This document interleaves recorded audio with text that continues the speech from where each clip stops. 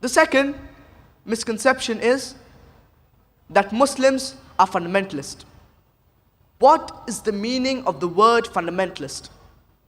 Fundamentalist by definition means a person who strictly adheres to the ancient doctrine of any religion. For example, for a person to be a good mathematician, he should know, follow, and strive to practice the fundamentals of maths. Unless he's a fundamentalist in the field of maths, he cannot be a good mathematician. For a person to be a good scientist, he should know, follow, and strive to practice the fundamentals of science. Unless he's a fundamentalist in the field of science, he cannot be a good scientist.